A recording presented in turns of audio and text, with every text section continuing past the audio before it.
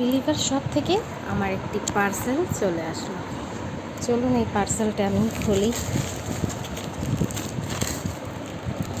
পার্সেলটা দেখুন,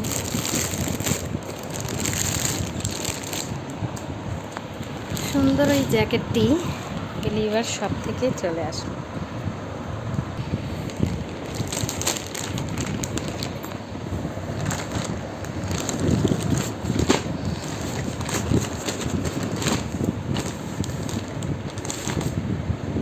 দেখুন কি সুন্দর জ্যাকেটটি,